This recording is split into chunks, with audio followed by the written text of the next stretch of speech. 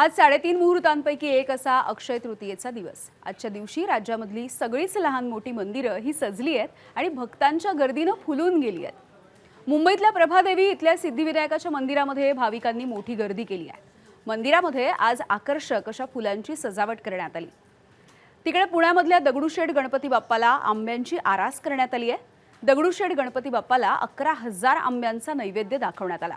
सकाळपासून या मंदिरामध्ये भाविकांच्या रांगा होत्या।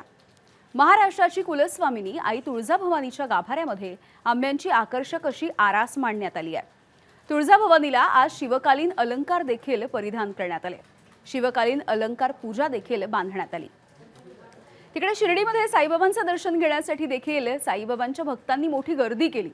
सलग 2 दिवस सुट्ट्या आणि या सुट्टीच्या दिवशी आलेला सण, त्यामुळे गुरुचं दर्शन घेण्यासाठी साई भक्तांची गर्दी झाली आहे।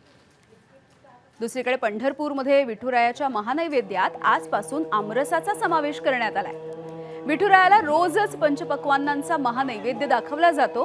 प्रत्येक ऋतुमानानुसार या महानैवेद्यामध्ये बदलही होत असतात। त्यामुळे आजपासून विठुरायाला आता महानैवेद्यामध्ये आमरसाचा नैवेद्य असेल। पुण्यामधल्या बुधवारपेठ परिसरामधल्या स्वामी मठ या ठिकाणी देखील आंब्यांची आरास करण्यात आली आहे। भगवान परशुरामांच्या रूपामधील स्वामी समर्थांचं दर्शन घेण्यासाठी सकाळपासून गर्दी झाली आहे।